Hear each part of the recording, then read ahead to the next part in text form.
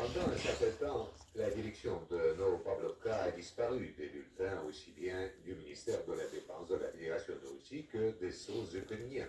Et en général, cette direction a commencé à apparaître dans les bulletins littéralement il y a quelques semaines, quand est arrivée l'information que l'armée ukrainienne a organisé une contre-attaque en direction des localités Zilorikai, Totstoye, Andreevka, Persovoye, et selon des informations de circulaires, les premiers jours de cette offensive étaient assez réussis pour les unités ukrainiennes, mais après 5 jours depuis le début de cette offensive, elles étaient éteintes elles-mêmes, et quoi l'armée russe a organisé une contre-attaque et en fait a rétabli le contrôle sur tous les territoires perdus apparemment lors de la contre-offensive ukrainienne.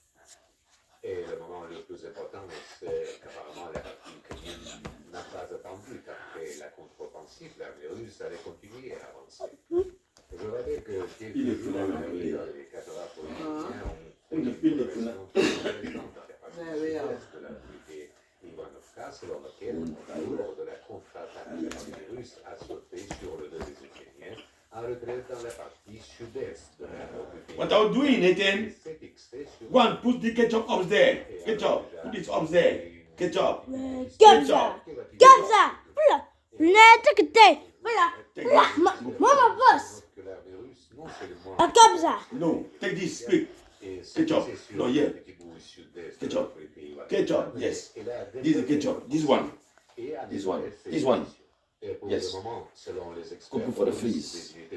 This. Take. Couple for the fridge. Allez, run. For the fridge. Amène le frigo. Pas même le frigo, pas.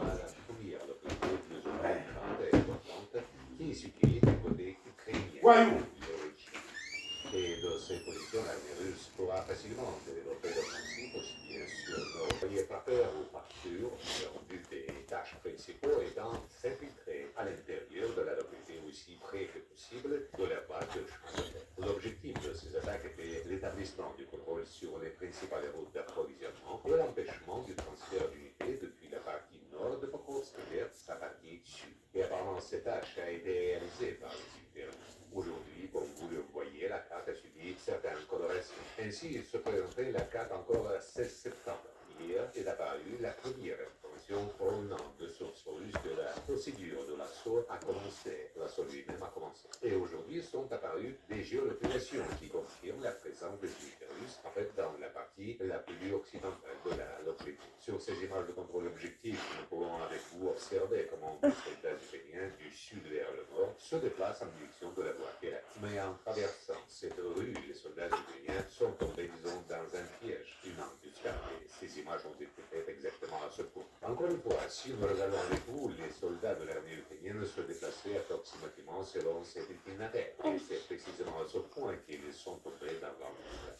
Sur la base de ces images, nous avons fait une coloration, bien que la carte, nous l'ayons, disons, corrigée approximativement, parce qu'il était très difficile de supposer par quel itinéraire exactement les unités russes ont réussi à parvenir uniquement jusqu'à la voie ferrée. Mais en général, l'information sur le troisième assaut trouve sa confirmation. Encore d'autres images ont également apparu depuis la partie sud, dans la zone du microquartier Lazourny. Ici, nous pouvons observer déjà le travail des opérateurs ukrainiens. Et ici, nous observons déjà les frappes de drones sur les positions des forces armées de la Fédération de Russie dans cette partie de la ville, dans la zone du stade Libietz. Sur la base des images précédentes et de celle-ci, comme vous le voyez, nous